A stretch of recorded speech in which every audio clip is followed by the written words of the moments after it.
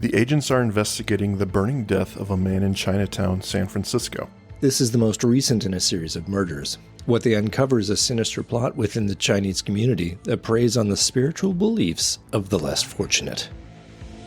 This is not happening. What a way to go. Have you seen this MO before, Detective? Men cremated alive? Yeah. 3rd time this year. 11th time, actually. There were 3 in Seattle, 3 in Los Angeles, and 2 in Boston. All Chinese men between the ages of 20 and 40, all recent immigrants. And we weren't able to determine any of that until just recently. The other 2 bodies were much more badly burned. We got lucky with this one. Lucky? That's an interesting word for it.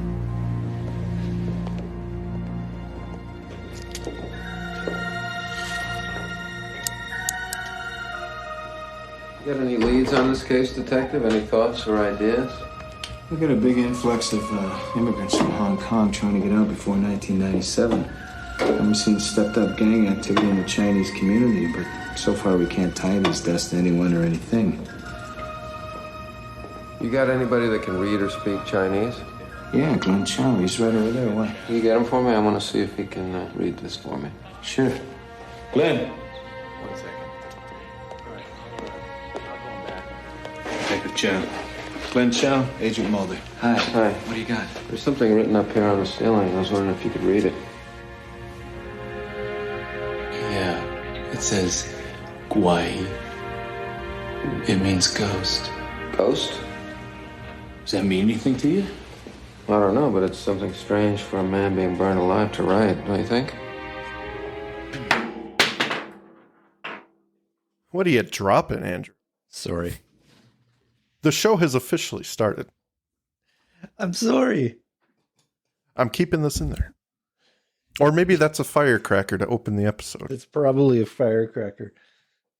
I'm ready. Well, that's right. I'm still here. Ladies and gentlemen, we are here to talk about Hell Money. I'm your host, Mike, and with me, as always, is my good friend, Andrew. Andrew, how are you doing? Hello, money. Hello. I'm good, Mike. How are you? I'm doing all right. Feeling a little spooky right now. I'm sure.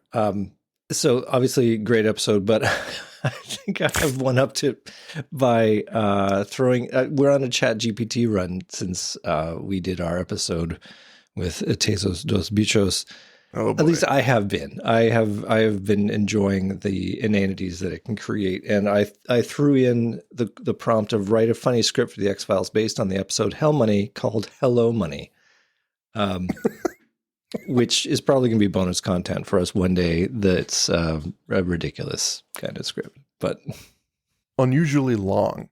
I know. Yeah, usually it taps out at like 1,000 characters, but this is a full-on 2-actor. It's impressive. Good stuff. But we won't do that because that's not the show. No, we will be back to original format today, ladies and gentlemen. I know you're disappointed. Are you though? Are you though? Yeah. Filled with all those cat jokes and really, really bad dad jokes. I don't know. There were some bad ones in that. But yeah, Hell Money. Written by Jeffrey Vlaming and directed by Tucker Gates. Yeah. A little contractor crew. Two white on. men. No, we don't. You don't know that, do you? Actually, I looked up Vlaming at least. Yeah, and I know Tucker Gates is a white guy because I looked him up too. So yeah, two white guys talking about 2 Chinatown. white dudes. Yep. I mean, yeah, it's an episode. I'm excited to get into it because there is a lot to talk about with this one, and there is. Well, there's things to talk about in this one. Probably an average amount. Did you know that David Duchovny and Lucy Liu were dating during this episode? What? Who wasn't he dating? I know. That was exactly my note after it. Of course they were. That's what I said to that. But of course they were. I mean, I think she's underused is the problem in this episode. She's underused, but she was a really, really young actress in this. This is, if I'm not mistaken, one of her first real roles. It was before Ally McBeal. It's before anyone knew who she was. And if you look at her credits, it's not even Lucy Liu. It's her full name or whatever. Lucy Alexis Liu, yeah. Yeah. No, I mean, when you guest star on a show, that is, you're clawing your way in, basically. And Right. she's, necessary for the plot, but I mean, you don't need to hire an A-lister for that role. So yeah, I mean, clearly she wasn't a huge deal at the time. But we got good old, my favorite, B.D. Wong. B.D. Wong. Jurassic Park alum. Gotta love him. I gotta say, though, always happy. Mr. Robot, I think, is his standout role. I haven't seen that. What? I Ladies have and not seen gentlemen, that. welcome to the Mr. Robot podcast. We are going to abruptly turn left and talk about that show completely from now on. You heard it here first. All right. Fair enough. No, as a passing recommendation, go watch it. It's really good. I've heard it's good. I have heard it's good. So And B.D. Wong is in will do that. Yeah. B.D. Wong is in that, and he's in Law and Order fame. So this is like his prequel to that, I guess. Yeah. We'll get into that. But you got all the big stars of Chinese origin with Jimmy B.D. Wong. You got Lucy Liu. You got James Hong. I mean, my God. Yeah. Excellent. Excellent all around, honestly. Amazing, yeah. I love what they've gone on to do. James Hong is always a pleasure to see. He's in everything from Diablo 3 to all the way down. He's all over the place, and he's fantastic. So glad to see him here.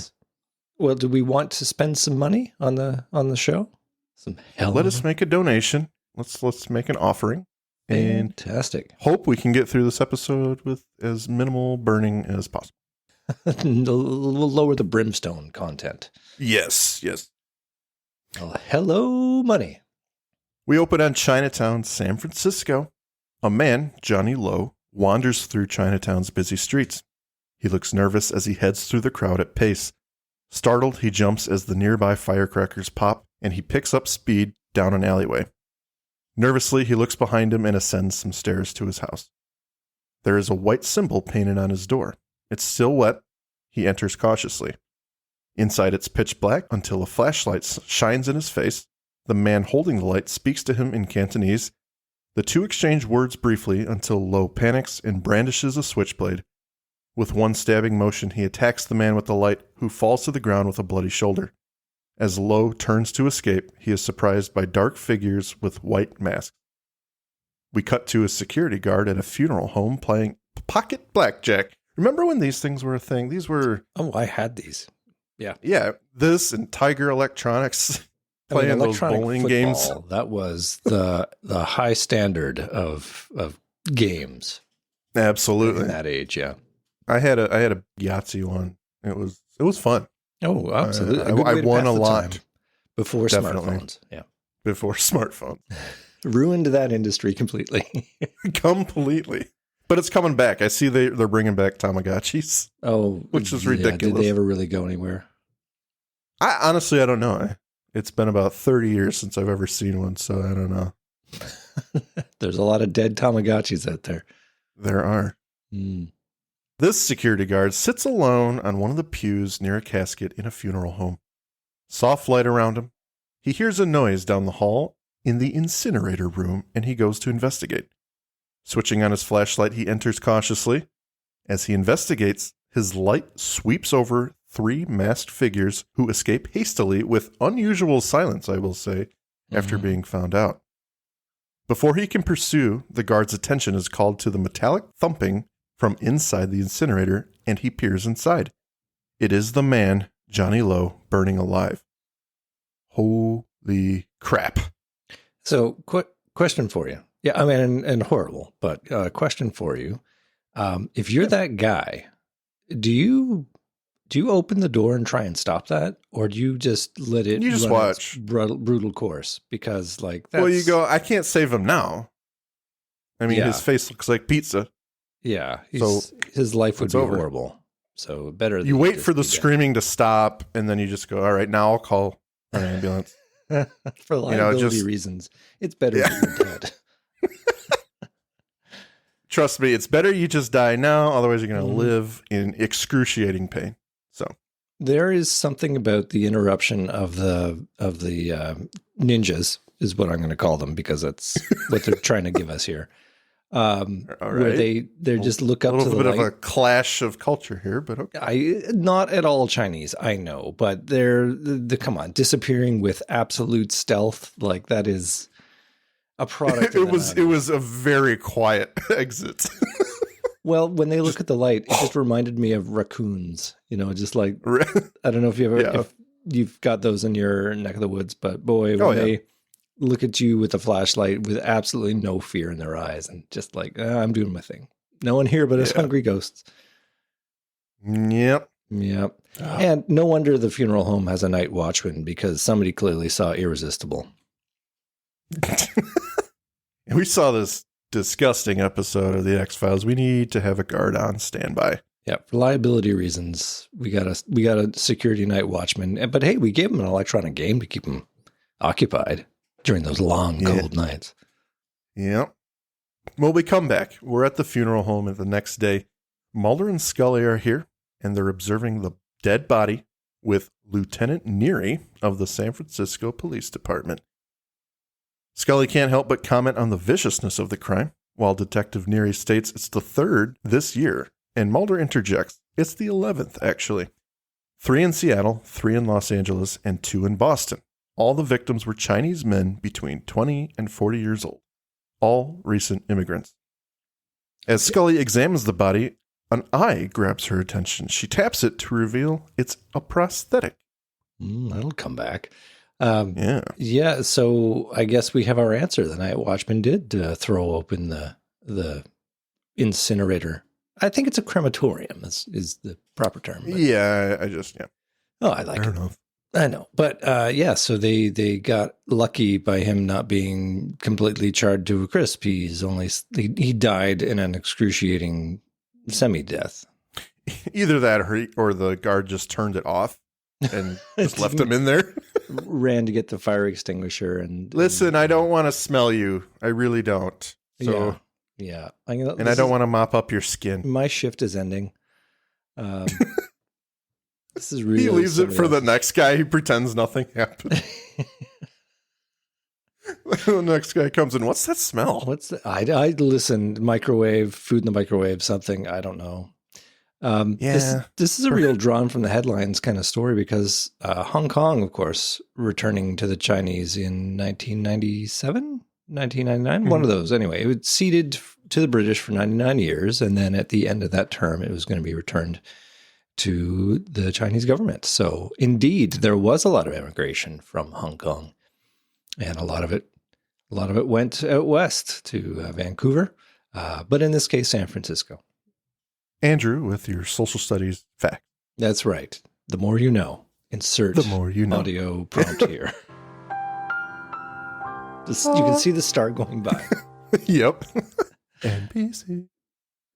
Lieutenant Neary says they've seen more active gang activity amongst the Chinese community, although they can't really tie the deaths to anything. It's here that Mulder suspects the inside of the crematorium and notices a painted white symbol. He asks for someone who can read Chinese, and Neary fetches Glenn Chow. The detective comes over. Wait a second. You said a painted white symbol? Well, what is it? I think it's dug out with his fingernails is the implication, or scratched in. Like, does he say paint? I think that might be where I got it. Oh, the transcript says painted? Well, I mean, it looks to me like let me just double check the subtitles. He goes on to say how, the last act of this guy is to dig out a symbol. That seems a little strange, which I would agree with. It is strange. I think I have a better time believing that they wrote it. I absolutely think that it was inscribed by the killers. Okay, he says right. Says right. While he's burning alive, it's strange for him to write that. Sometimes the transcription is not perfect. I wanted to say that Glenn Chow is B.D. Wong, so he is the man that they are going to call anytime they need something Chinese done. He is the tour guide. He is the tour guide. Which makes the agents, which makes them what, Mike? More tourists. Tourists, exactly. Well, I'm not arguing with you there. Sorry, we'll revisit that in my final thoughts. We will revisit a lot. Mulder points to him the symbol, and he reads it as Gwai, which means ghost. Mulder can't help but mention the odd choice of a man being burned alive to write ghost. He reaches in and pulls out a small, scorched piece of paper that looks like money. I have a real suspicion that this would survive. I mean, Exactly, yeah. yeah. But okay. Just go with it, Andrew. Just go with it. Episode. Keep on going. Yeah. Chow identifies it as hell money, an offering during the Chinese festival of the Hungry Ghosts. It's not money per se. It's more of a symbolic offering to the evil spirits and the ghosts for good luck. This interests Mulder, who asks where he can get some, and luckily for them, not many places sell it. So we're off, Andrew. We are off. We're off, but I have a hard time believing not many places sell it if it's like a thing you if do it's a during big a deal. festival. Have you ever been to a store in Chinatown? No. Right, I forgot where you live. Okay, so I will describe. I've been to you- San Francisco. Okay, well, that's a start. Not to Chinatown. There are stores in Chinatown which sell everything. Like there is and it's not really well organized often. It is just like they have it all. So the idea that there's a store which doesn't have the thing that you need is ludicrous. suspiciously ludicrous. Yeah. As anyone knows, even the slightest hint of tourism, you're going to have a shop with everything. Every shop has the same stuff. Well, especially if it's for the festival and everybody's going to want Yeah, it, and that's you a know? big deal. Yeah, Yeah. exactly. Yeah. As the agents head towards an apartment building, Scully reads off Johnny Lowe's stats.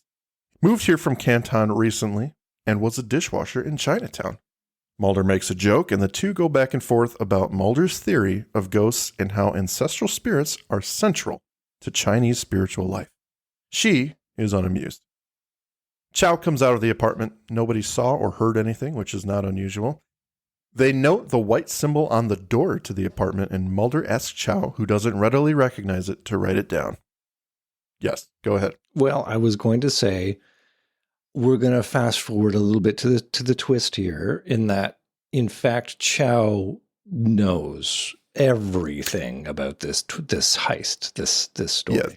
So the plot goes to great lengths to show him as innocent, or at least, if not incompetent, but he's not part of the conspiracy, is what the plot is Right. trying to do. And I ask you, did you have any suspicion that maybe this guy is not as oblivious as he is comporting himself to be?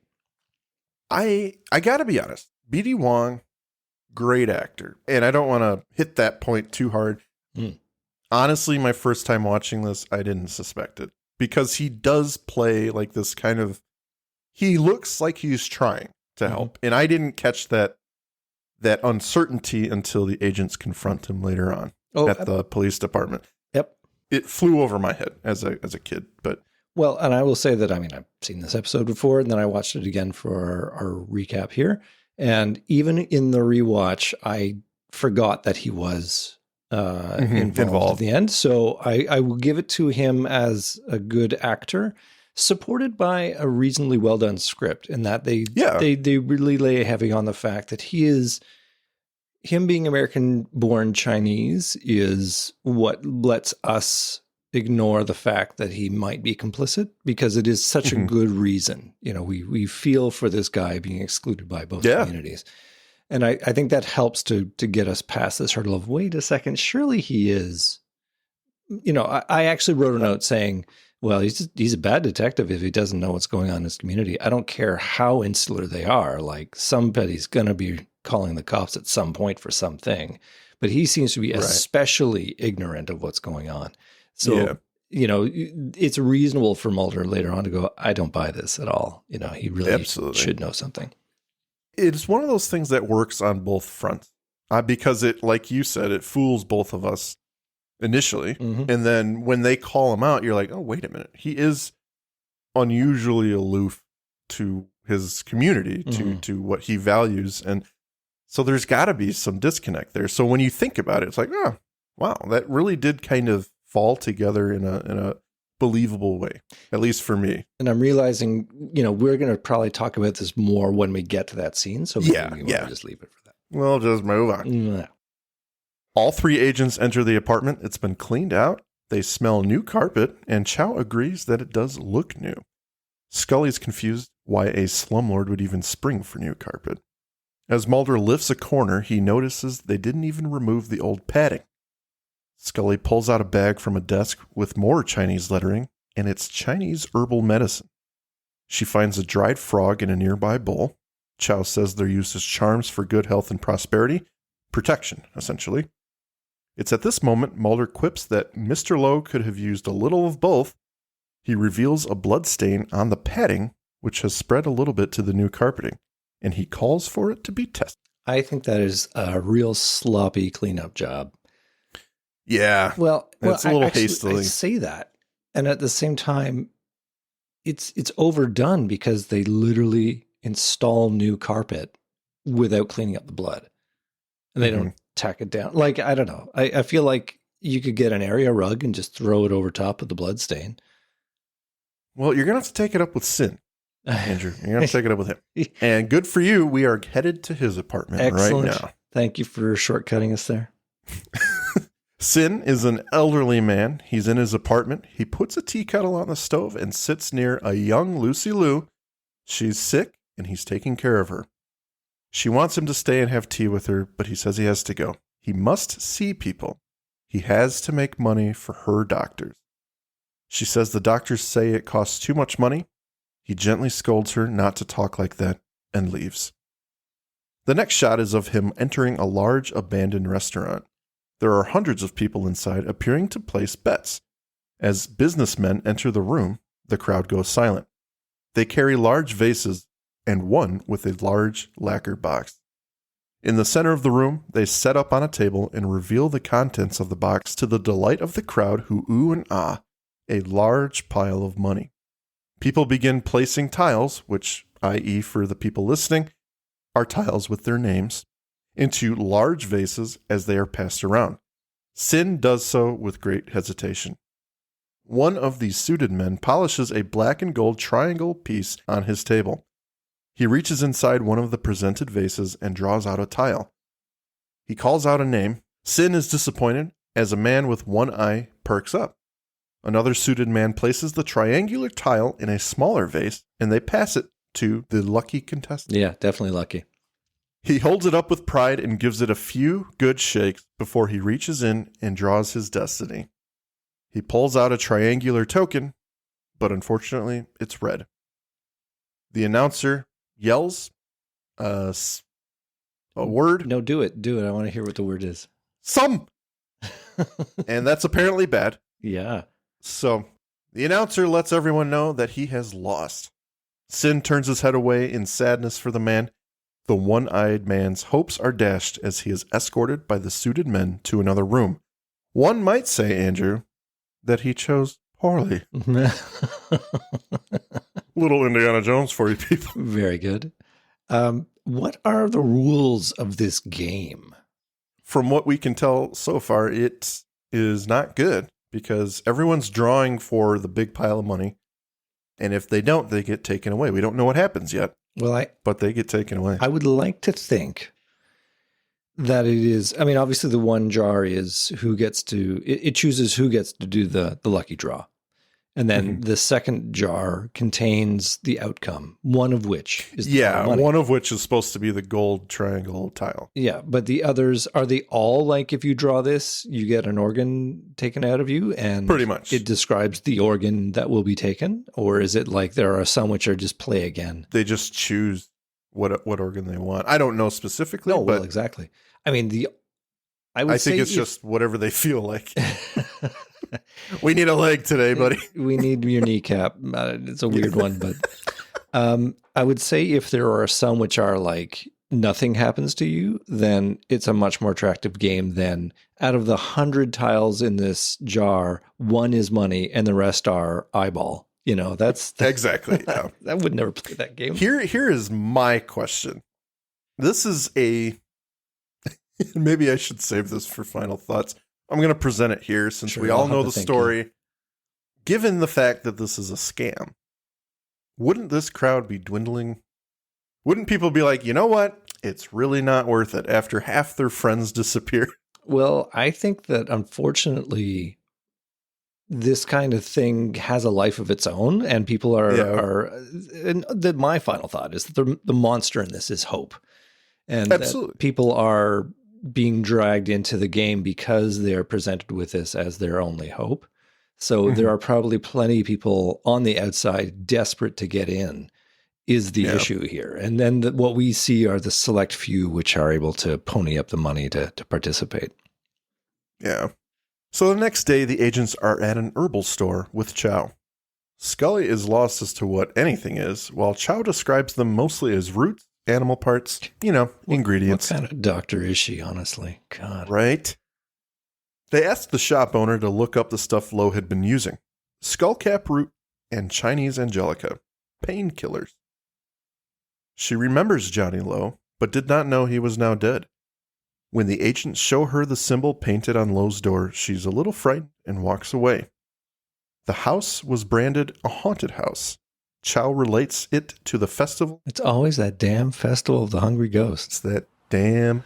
You mean like ghosts? Yeah. It's hard to give an exact translation, but it's what I was telling you about before. The Chinese Yulanji, the festival of the hungry ghosts.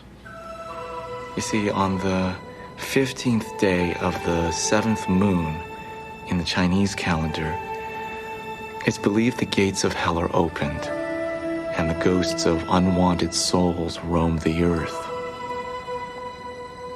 Now, believers protect themselves by leaving gifts of food and hell money outside their homes to appease the ghosts, to keep them from coming inside and causing trouble.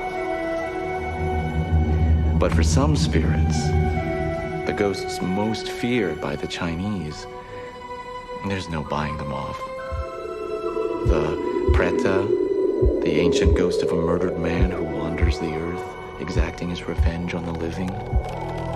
Or the Wu Zhengguai, who collects the souls of doomed men and drags them down to tie you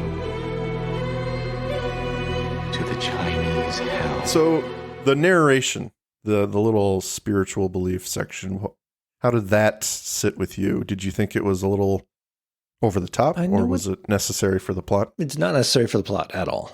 I know what they're trying to do, simply because this is an X-Files episode with no paranormal component. So they are kind of leveraging the spiritual aspect of it to make a little room for that.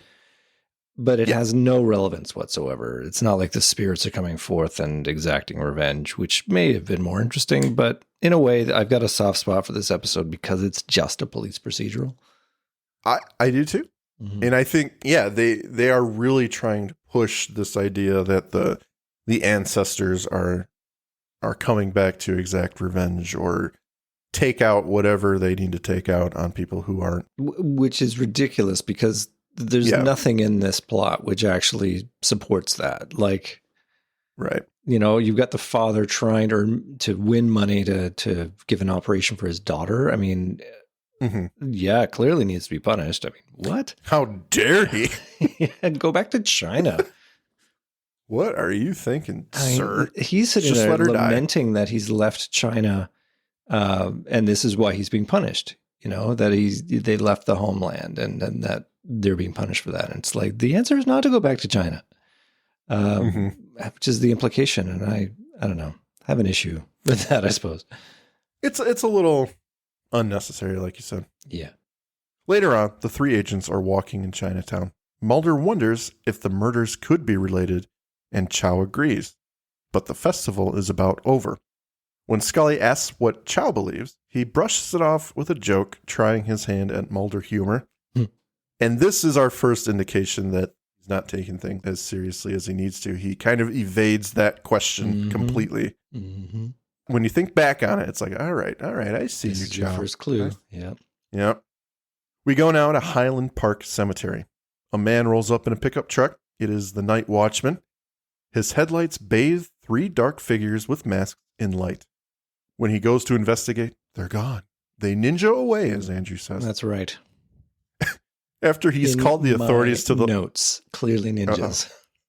Although I will say this is possibly inspiration for Mr. Robot, because Chinese thugs with masks play a large part in that show. Oh, really? Yep. I didn't know that. I know. I'm learning so much about this Mr. Robot This show. Mr. Robot you speak of. Well, after the guard has called the authorities to the location, the agents arrive with Neri. They can't figure out why the figures were hanging around an empty gravesite. There's a burial tomorrow. In the middle of this, Mulder jumps down into the hole. He's got an idea. As he kneels down, he begins brushing away dirt to reveal a face.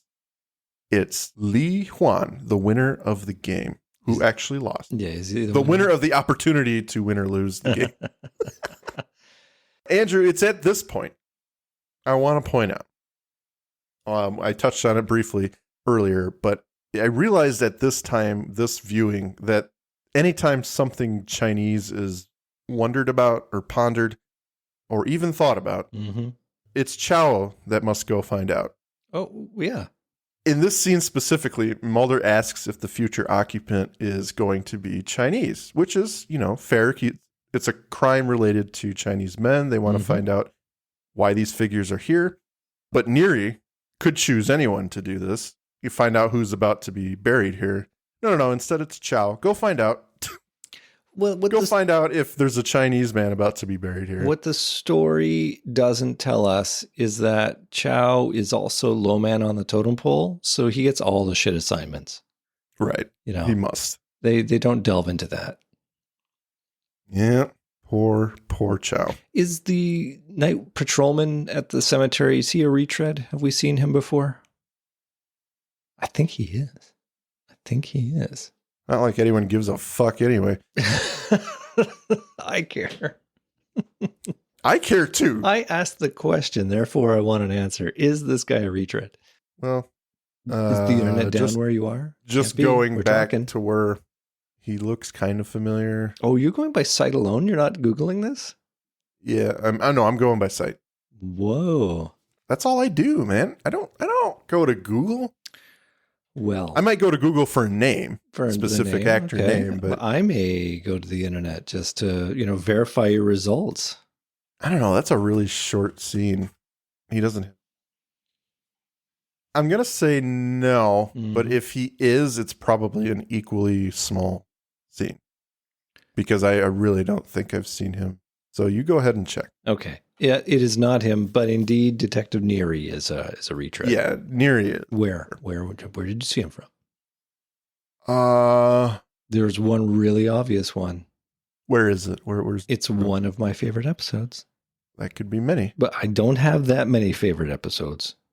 That's right. You do hate the show. I do hate the show. There's only a couple which I actually can stomach, which... D-Hunt? Yes. Very good. Okay. Getting warmer. Is he a teacher? Or no. Not Mrs. Paddock. I know that. No, he's Mrs. Paddock. Crazy, eh? Put a mustache on him and he totally is a different character. Yep. The guy that shoots Mulder or tries to shoot Mulder and Scully, right? It's Paul Vitaris, who is, I believe, the gym teacher. Yeah. Yep. One of the Satanists. Yes. Well, that was a lovely diversion. I hope you edit that down. That was a diversion. I'll probably use maybe half of that. We'll see. You'll just put in, oh, yes, Andrew, I know exactly who that guy is. I know exactly who this is. In your favorite episode. I'll just re-record it while you're off. Hold on. I'll just record my line right now. You're so smart, man. And you just got that immediately. Well done, sir. I wish our fans appreciated how I do this. That's right. All right. Keep on rolling. In the autopsy, Scully has found a plethora of information. The man is riddled with scars, and from what she can tell, there was nothing wrong with him. She has a theory, though. The human body is worth a fortune on the black market. Mulder's a little shocked.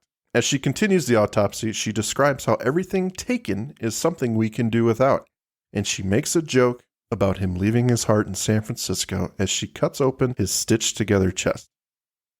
It then begins to move from within, and out pops a frog. A living frog, Andrew. That is delightfully gross. And It is. apparently, from a props perspective, it was relatively easy. Mhm. They just made a I would fake imagine. torso, and then they just had a little frog inside, and they just Just your run-of-the-mill thick torso making. Yep. Yep, they just pushed No him up. problem. Yep, easy. No Easy frogs peasy, were bro. harmed in the making of that scene. Well, no, frogs were birthed. That's right. See, yeah. But the idea of organ donation for money, well, I guess not donation, really. Organ harvesting. Donation. Reverse donation.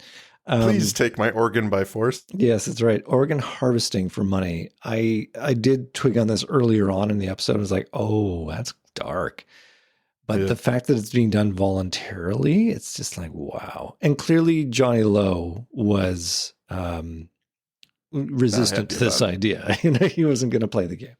He He'd already- did not. Yeah.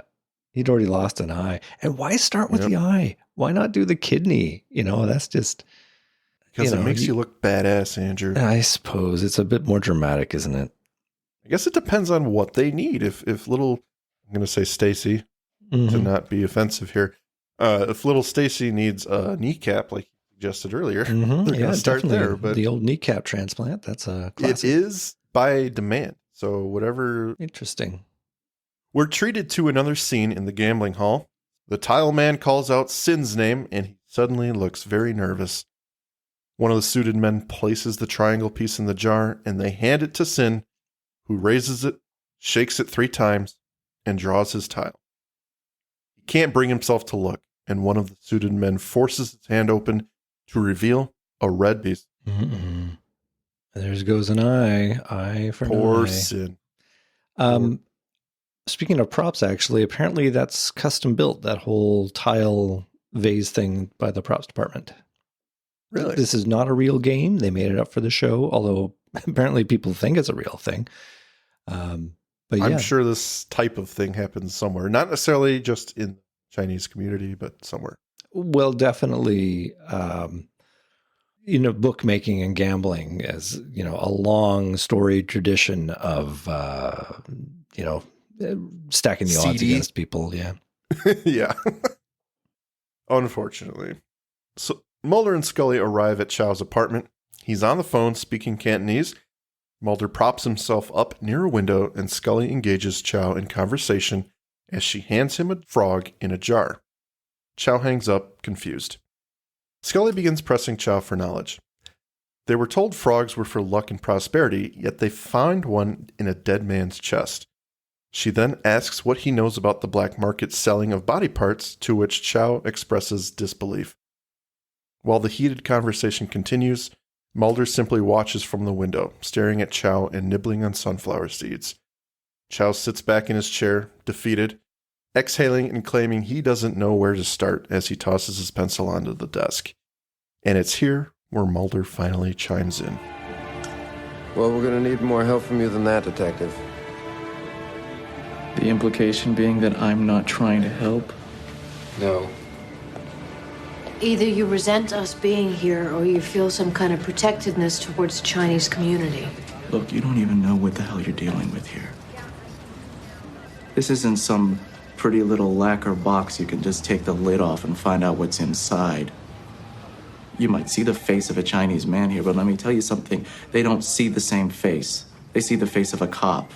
American-born Chinese, ABC. To them, I'm just as white as you are. You think because I speak the language, I can get all your answers for you, but what good is an interpreter when everyone speaks the language of silence? I'm going to say, Andrew, that Chow is pretty convincing here. It was so convincing that you do not see the blind spot, right? Which is that he is so clearly Aloof. culpable in some level. Like, Yeah. how can you not be aware of some of the things? His explanation is legit. Like, It I'm is. like, okay. It is. So the tables turn back on Mulder and Scully, like, you assholes, this guy's going through some shit. And it's like, Yeah. it's like, damn. And then you kind of leave it with this scene. You're like, okay, he's vindicated. And then the story moves on just that quick. Well, and the script Yeah. hasn't given you enough to disagree with this. So Mm-hmm. if you're sitting there going, man, you're a crappy detective, and then you learn that it's because he's ABC, you're like, oh, okay. Yeah, that makes sense. It makes sense. Yep. Makes sense. At the end of the scene, Chow hands Mulder the number to the people who installed the carpet. And yeah, he's proved his point here. He's not just some, run-of-the-mill detective. He knows his crap, and Mulder can stuff it. The agents go to Sin's apartment. He cracks the door as they introduce themselves. Once inside, we see that Sin's right eye is bandaged. When they ask about it, he claims it was an accident at work. They press him about laying carpet at Johnny Lowe's, but he also claims he doesn't know the man. Mulder keys in on the red triangular token on Sin's shelf. Chow enters another room to find the sickly girl in bed. She looks nervous, but Chow says they're just here for a few questions and leaves. Chow has a disturbed look on his face. In the middle of Scully's questions, Mulder interrupts and the two agents step out into the hall. Chow hangs back a moment and begins talking to Sin quietly. Mulder and Scully watch the interaction, and when he joins them in the hall, Mulder asks about it. He claims he told him one of his windows was blocked and it was a fire hazard. Mulder glances back at the door past Chow in disbelief, but moves on. No, he asks Chow what the red token is, having stolen it from the old man's apartment, Andrew. Yeah, I mean, you do that when you're the FBI. That's what you do. Yeah. You can do whatever. You're Mulder. Chow says it's the symbol for wood. They are convinced the man is missing his eye and it did not happen at work. They want to know what's going on, and Scully suggests monitoring Sin. You were going to say something? Well, I was. The first is, what do you think that conversation actually was between Sin and Chow? Well, if you had zero reservations about Chow at the end of the last scene, you now have very big reservations about Chow. Just by the way that scene was shot, and Mulder, like after Chow gives his explanation about the fire hazard, you see him glance back at the door for like half a second. Yeah. And it's like, I don't believe a word you're saying, but I'm gonna move on. Let's not do this here. Yeah. And then the scene proceeds. If Chow vindicated himself in the last scene, I think that's all gone to hell. But I wonder if Chow is asking about Sin's daughter at that point. I think a little bit. He's also probably talking about the game in some subcapacity, since they know each other. I really do think. Maybe even Chow is saying, you should maybe consider getting out of this game. Yeah. Because Sin has some, the next scene we're going to see Sin in, where he's talking to the ophthalmologist there, James Hong's character. He has a backbone that you don't expect him to have. And I think it's probably because Chow has said, look, you got a daughter. This game isn't going your way. You should get out while you can. Mm-hmm. That's my read on what that scene was. Absolutely. And you can see that this is the first time he's known about the daughter. Yeah, it's definitely. He's got that disturbed look on his face. So he's like, okay. Yeah. And then later on, we see him try to help Sin. So exactly. So back in Sin's apartment, the sickly girl asks about her father's eye, but he shoos her back to bed with the same excuse he told the agents. When she presses him, he asks how he's supposed to get money. He wants to take care of her. In his plea, he wonders if he's made a mistake, if their ancestors are angry at him for leaving China.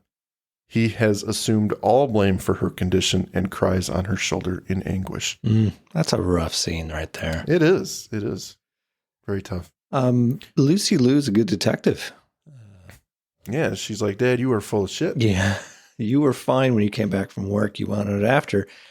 You didn't get that injury at work, Dad. You didn't. She does leave it alone, though, because she's a dutiful daughter, which is a shame. Chow arrives home late at night to see a red Chinese symbol on his white door. Cautious, he looks over his shoulder and backs into his home. When he turns the light on, the camera swings around to reveal the three ghostly figures waiting for him. Mm-hmm. I'm sorry. You got red paint on your door. You golf for backup. Or you just don't go in I'm there. going to need backup, and I'm going to out myself completely here. Yeah. Look, I'm involved in something. Just get these guys out of my house. Lieutenant, I got a confession to make. There's some bad guys in my house, and I'd really like a SWAT team. Please and thank you. Yeah. Mulder sits in his car staking out Sin's apartment. He hasn't gone anywhere in a long time, and he needs to use the bathroom. Scully tells him, well, you're going to have to use the one at the hospital because she's received word that Chow was attacked in his home, and the agents head off to see him. When they leave, a man in a dark trench coat enters the frame and looks back at their car as it departs. He's a hard-faced, elderly Chinese man. He heads towards Sin's apartment. James Hong. James Hong, appear. Inside, Sin is eating dinner alone. The elderly gentleman knocks on the door. He enters without pleasantries and claims Sin has not paid. Sin wants out of the game. He quits. The elderly man tries to keep him. Come on, one bad draw. You've been luckier than most. It's only one. Come eye. on, it's just an eye. Yeah. The pot is almost at $2 million, and how about one more pull? The man holds Sin's daughter's life over him. You could save her, but he says if he dies, she'll be left without a father. Hard-faced man making no progress with Sin. He says the rules of the game are that no one talks about it and no one quits, or the Preda and the fires of TU will consume you. Coldly preying on his spiritual beliefs, Sin begs him for his life, but the man simply states it's not up to him and leaves. Cold. Sin's daughter has been listening from her door. Okay, so the better version of this script has Lucy Liu at the end shooting everybody. I think that's how this. Okay, well, that's a turn. Yeah, you didn't see it coming, did you? No. Yeah. So this is Fight Club. This is Fight Club, is what it is. This is essentially Nobody talks in about my Fight notes too. Yeah. No one talks about Fight Club. And if this is your first night, you fight. Yep. At the hospital, the agents find Neri, who informs them that Chow is gone. He hasn't seen him. The nurse says he got up to use the bathroom, and poof, gone. Like a ninja. Like a ninja. Just not really Japanese. Throwing the cultural Yeah, stuff it's not to all Japanese. held, Andrew. Yeah. They ask for his chart to get his blood type. Mulder believes Chow's heel dragging is a diversion or ruse. When they check the chart, they find he is O negative, same as the blood on the carpet in Lowe's apartment, which means he's the one who wanted it installed by Sin, which means that short conversation wasn't about any fire trap, Andrew. He's pieced it together. You know what? Scully is on board. No, I'm sorry. I have just done my research. And did you know, Mike, that only 7% of the population are O negative? But still, that means It's a lot of people. that's a lot of people. I think that is a real, It's a leap. it's a bit of a leap to get to, well, it's clearly Chow that was here. It does link it together nicely because we have that beginning sequence of the first guy who got burninated. He stabbed at somebody who got injured, and that was Cho. What we needed to see was Cho with a wound, a wound on his hand. I'm or something. glad that they don't do that, though. Yeah. I'm glad that they don't even bother with it. Well, in because the sense you that would immediately have suspicion, and they've gone to great Right. lengths to make him be less suspicious. And what's fun for me about this is when I first watched it and you go back and you start the episode over, you listen to the ghost that's talking to Johnny Lowe, and it is B.D. Wong. Yeah, fair enough. It's kind of cool that you kind of piece that thing together. Well, and have we talked at all about how Mark Snow is leveraging a little bit? We'll get into it. Okay. We will get into it, Andrew. I have not drawn a blind eye to that. It did not escape your attention. Okay. No. Good. The agents go to Sin's apartment. Kim opens the door. She doesn't know what he's involved in, but he does it for her and her sickness. She was diagnosed with acute lymphocytic leukemia 6 months ago. They have no money and no insurance, and she fears her father has turned to something illegal to procure the funds. When Mulder asks about the man who came to visit him, she says she doesn't know him, but she heard her father say that he wants out. Of what, she doesn't know. Mulder shows her the red triangular token. She doesn't know it, but it's the symbol for wood. It also corresponds to the eye, like fire to the heart and earth to the flesh. Scully notes from the papers she found by the TV that her father was denied as bone marrow donor several months ago, but the papers she has here are dated only a month ago. He had an HLA, but also had his kidneys measured and his liver. Mulder gets it. They're playing some sort of game. Oh, superpowers. I got to be honest, he does use his superpower here, but it's kind of like laid out for him at this point. At this point, he'd have to be pretty Dumbo not to catch these softballs. Yeah. So the game, I guess, it must be that each of these red chits corresponds to a different part of the body that's going to be harvested. I guess. I think they're all the same when they tip it over later. Well, we'll get to that because I think that's a dumb scene too. But anyway, go on. Okay. Back at the game hall, Sin arrives to see the same suited men setting up in the center. He looks sullen. At the same time, at the Organ Procurement Organization, the agents arrive. I don't think that's the real title of that place, but whatever. Yeah. A nurse lets them in. Before they can even start, she fears she knows what this is about. Several Asian men have requested the same workups in recent history, but when they find recipients for them, their doctor always says they've left the area or disappeared altogether. Mulder asks for the name and phone number of the location of this doctor. I'm sorry, I can't give that to you. It's confidential information. Right. Is what she should be saying at that point. But, oh, you're the FBI. Oh, okay. Well, where's your warrant? This is a retread too. Oh, you're going to just skip that, are you? All right, where did we see her before? Folie à deux, I think. Are you right? We have OPO staffer. That's Ellie Harvey, who was born in Belleville, Ontario.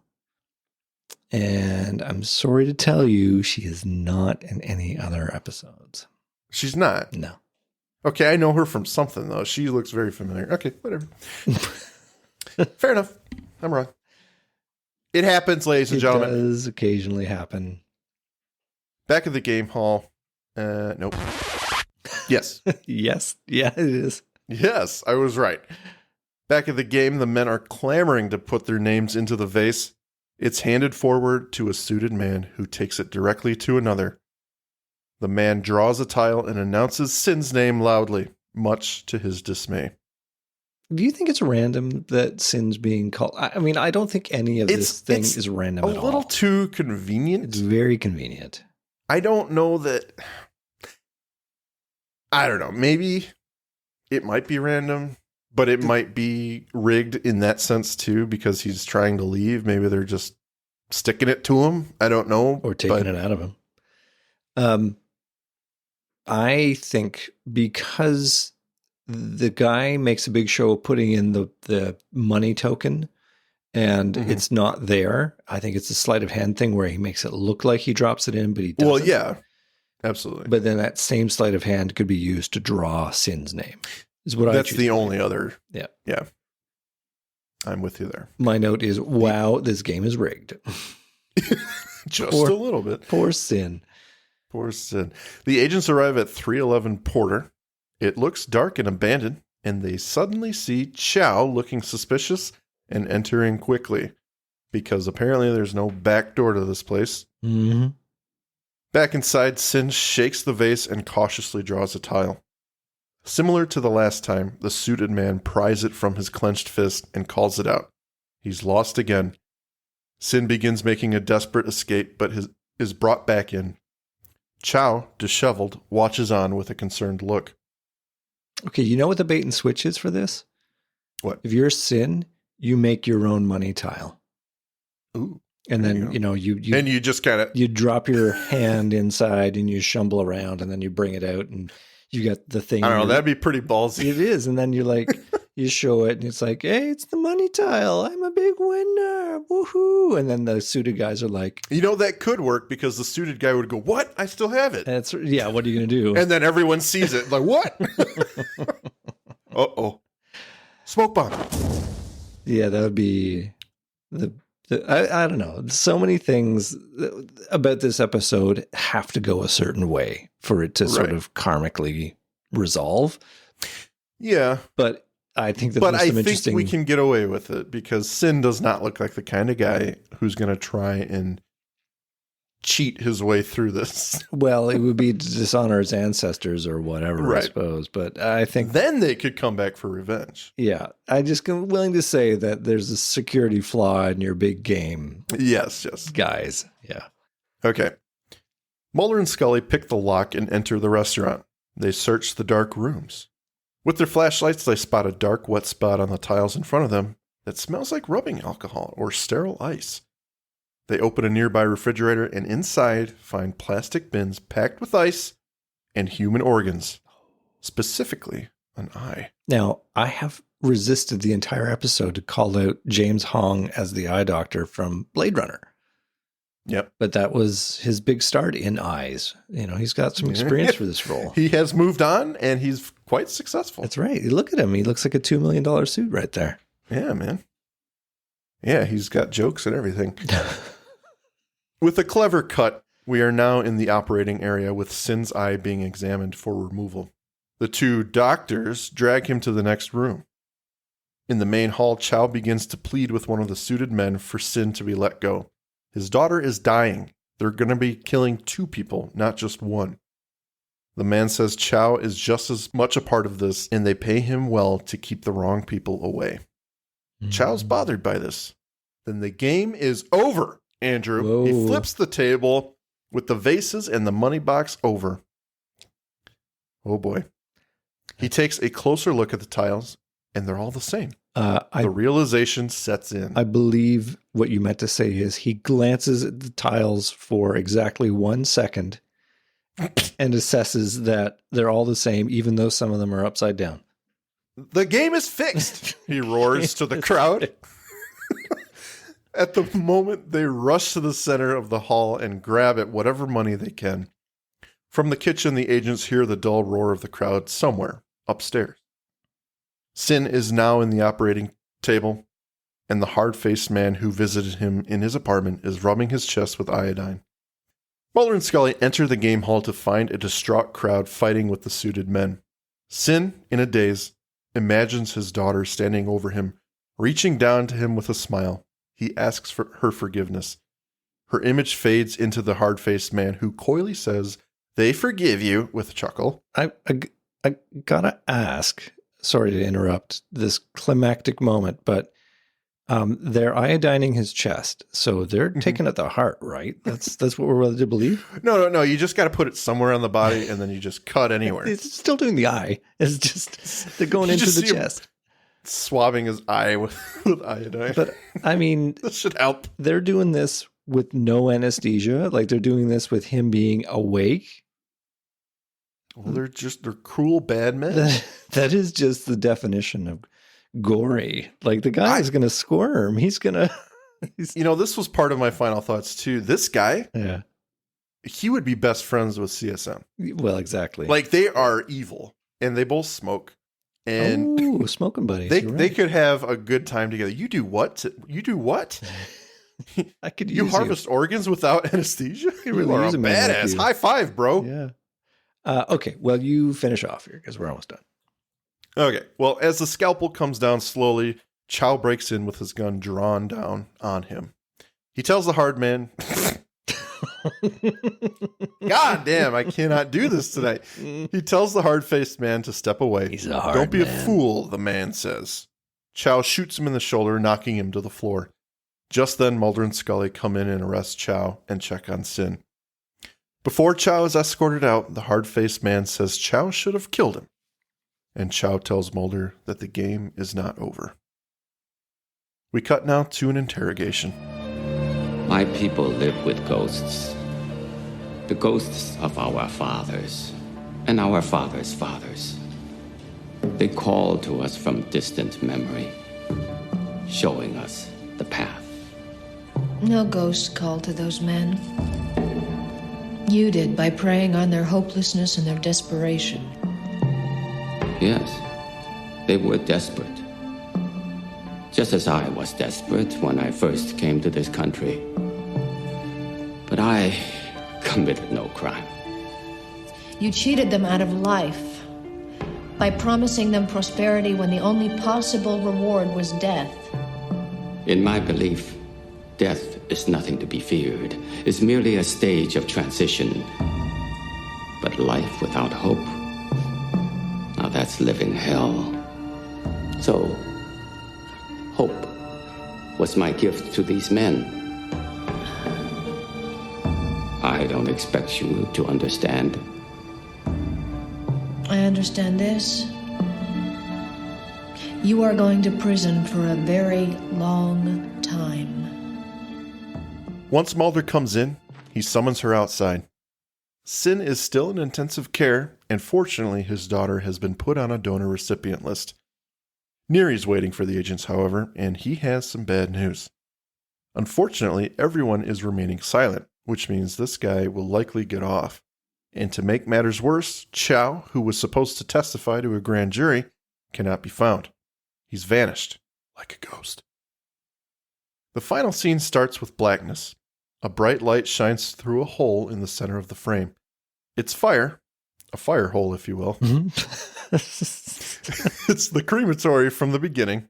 Chow is inside, oddly calm, accepting his fate as flames engulf his body. So I gotta ask you, Andrew. Yeah, go. Did he do that to himself? No. No? No, he was beaten up by our Chinese ninjas, brought to the crematorium, tossed inside. I kind of feel like he chose...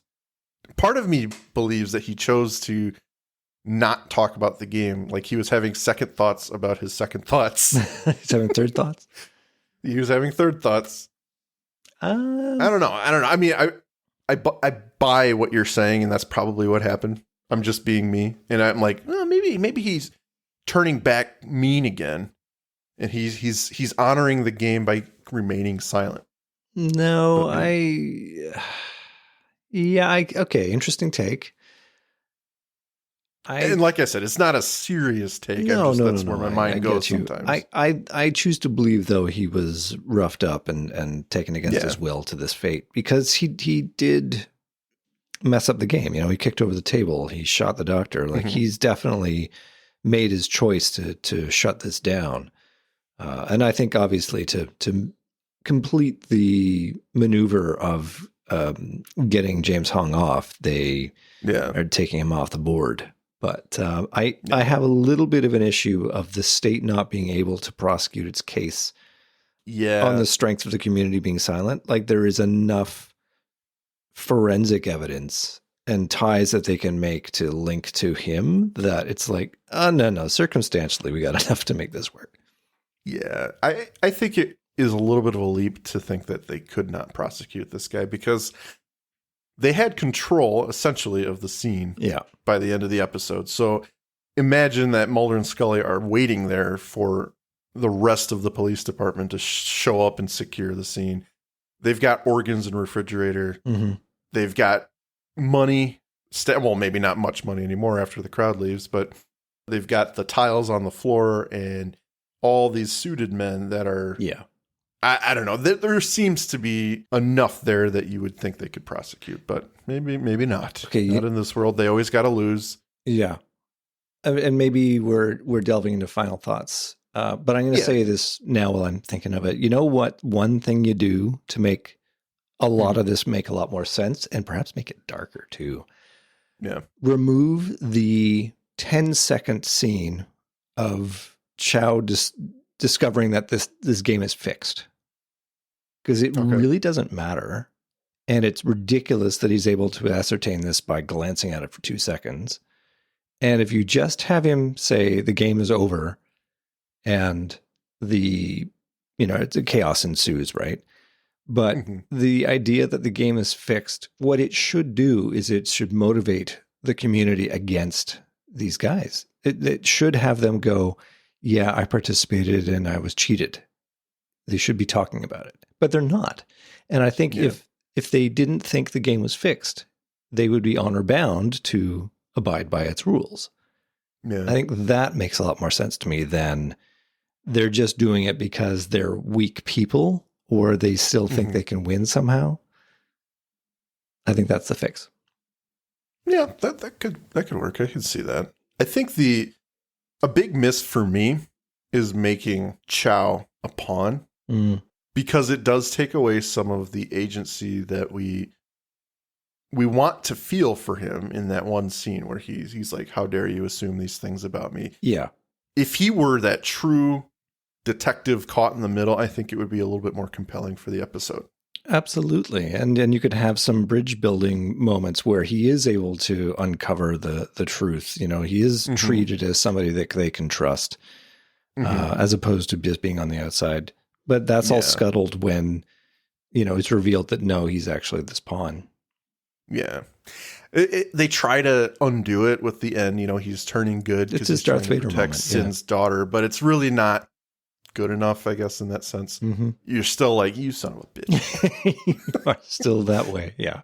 You're not that good anymore. Yeah. Yeah. What did you really do here? Yeah. I just think it would have been a really cool turn for the episode, especially for people who think this episode is insensitive and problematic.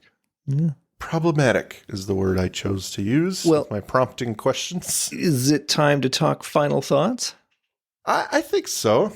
Is there anything else you needed to say about this episode? Well, no, but I will think finally about it and say that it's finally get them out. It's one of the better Monster of the Week episodes, despite having no supernatural monster.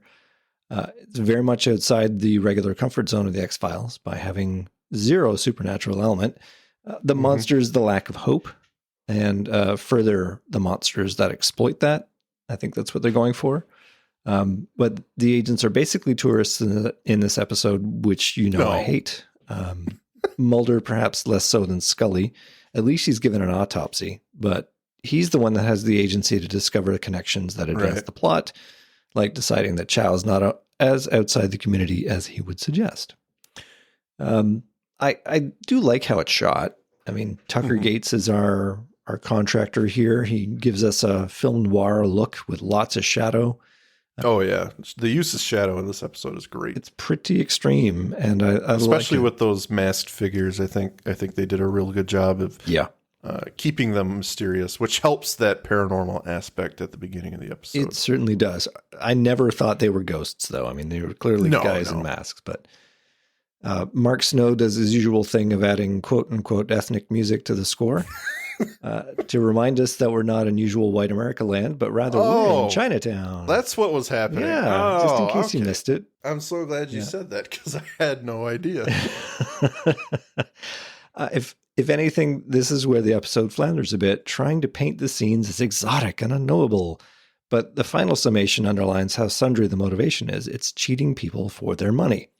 There is some hand waving about the spirits of our ancestors to make for some nice visuals, but other than that, it's basically a police procedural. And Lucy Liu, I mean, there's no real reason it needs to be her, other than this is a Chinatown episode that needs a sympathetic victim to motivate the father, and given that she was dating David Duchovny at the time, she's obviously the right fit. Good episode, not a great one, but perhaps the X-Files does better when it sticks to the paranormal.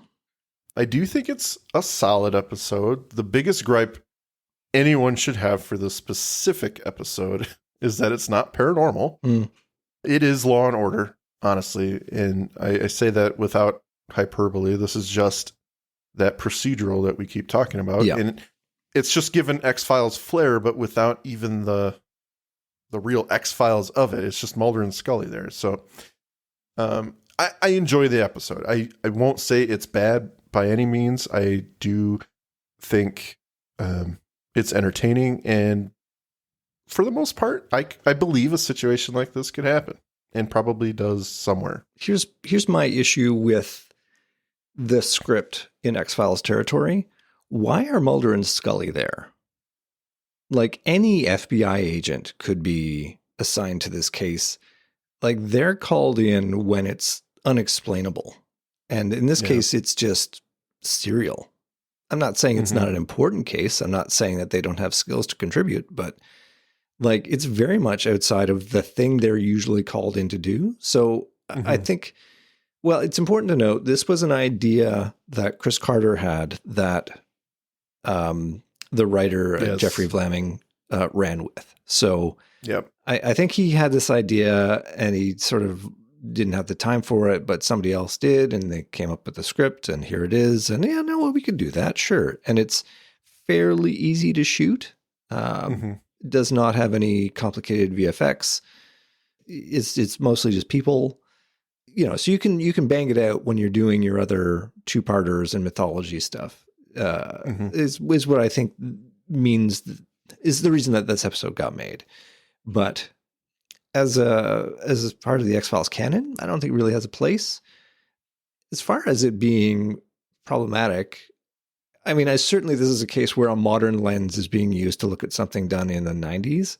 There's a lot of this kind of thing done in the 90s where it was an attempt to show a different world through the eyes of, your white agents or whatever.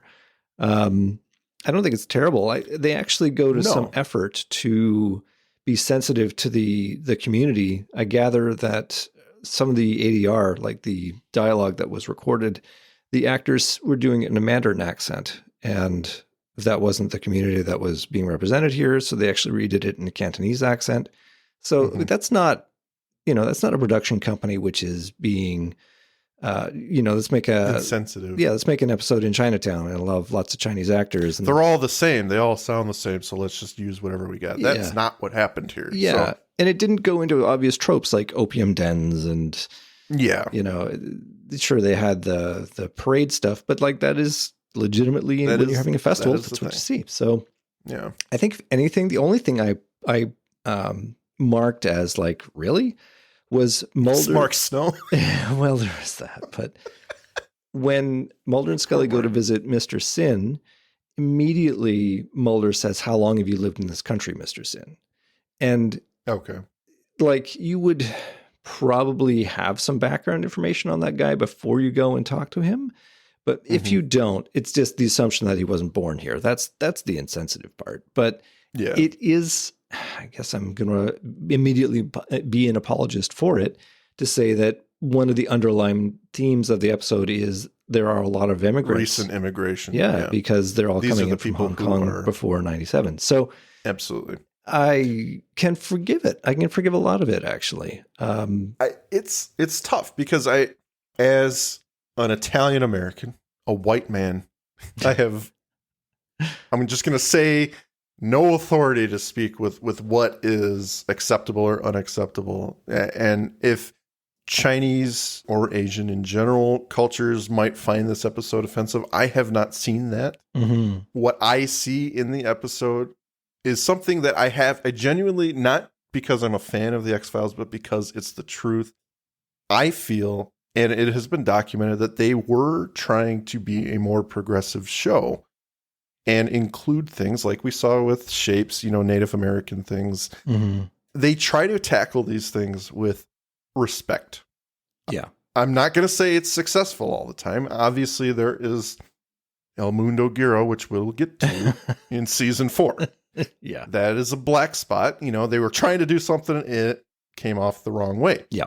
But this isn't one of those moments for the show, in my opinion. I genuinely feel that the show's trying to tell a story and try to be as real about it and as real to it as they can be in the 90s. And again, this is something that was genuinely unheard of for television, primetime TV to do, to tell these kinds of stories outside of Star Trek, where they are pushing a little bit of a more progressive ideology. I think that's another show that, it's space aliens and stuff like that, but they do have a much more progressive view on the world, and they try to bring those things together. They try to shed light on it and unify. This show is obviously a little bit more realistic in certain levels, and they try to tackle cultural stuff with a respect that is really important. And I don't personally view this episode as something that's offensive. Again, I could be wrong. Well, yeah. I mean, I don't know what the response was at the time. I would look at it like this: episodes like Shapes, where they're looking at Indigenous American reserves and the crime that happens there. Like, I think that they went to great lengths to try and be, I guess not in Shapes, but I'm thinking more along Anasazi and Blessing Way and things like that, where I think because of Shapes, they tried a lot harder to make that authentic. Yeah, yeah. I don't know whether they went to those lengths in this episode. I don't recall seeing a lot of script supervisors, but like you said, even in that short instance of the wrong accent, exactly, Yeah. They did try to make it right. Yep. And I think that their willingness to learn and adapt is a hallmark of the show. Did they always do everything completely PC and everything worked out and everyone was happy? Probably not. It's the world we live in. Everyone's going to make mistakes here and there. But I genuinely think they were trying. Mm-hmm. And you have to appreciate that on some level. I'm not going to just crucify someone because Vlaming is white and he wrote the script. I don't view it that way. I don't think he should be punished. Let them speak for themselves is my point. Yeah, well, absolutely. Yep. I mean, what we don't have is the articles talking about how the show was boycotted in China because of how it was represented here, or, And that happens. And it with certainly things. does. So, it has to say something. Yep. So I enjoy the episode, and I hope other people give it a chance. And yeah. I just didn't like it because it wasn't very paranormal. That's all. That's my real Well, that's the problem thing. with it. That like I said, that's really the only thing you can really draw a big issue with is it's not X-Files. It's just, exactly. It's just a random cop show. All right. Do we want to throw down for some listener comments, of which we do have a couple on the show? Oh! I think we have an on the moment comment by someone, or maybe they just reacted to it. That's possible. Well, Emily Messenger says, Hell Money, absolutely non-paranormal episode where Mulder's casual racism detracts from the amazing guest casting. I love the premise and the cinematography, but it just wasn't an X-Files, and Mulder and Scully did nothing. I knew there was a reason I loved Emily Messenger. Her comments are always so insightful. Right. Said everything I did. Well, on that, okay, I don't see what that comment was. Okay. We've got Liza M saying problematic is probably the nicest thing anyone can call Hell Money in terms of race representation. As if it didn't suck enough in and of itself, it could have been a really good standalone episode. The visuals are terrific, and I love the death lottery horror trope above any other. I'd like to see it a lot more often, except, without all the racism. Well, I mean, I think we've been up and down on that. It's, I think there were probably other shows that did a little bit worse for the time, but yeah, you probably couldn't make the same show today unless you had a writer from that community doing it. Exactly, yeah. Aaron Haycraft replies to Liza and says, Mark Snow seemed to rein it in a tad, at least. Don't know about that. Didn't. No gongs, and the pan flutes were not overbearing. One thing I did like about Hell Money is B.D. Wong's character basically saying, of course I don't want to help you. White people busting in here thinking you know better. You basically, yeah. Yep. He has such a resigned look about him when he's giving that speech about him being American-born Chinese. It's like, yep, that's me, not doing anything. Listen to me. Yep. Well, Sarah Lee says James Hong killed it as the hard-faced man, or as Mike calls him, the hard man. Hard man. In Hell Money. He and CSM could square up any day and give each other a run for their hell money. Boom. Whoa, I didn't even see that comment. That's what cool. A great line, Sarah. You've got our line for the evening, I think. Line for the evening. Excellent. Yeah, marvelous, folks.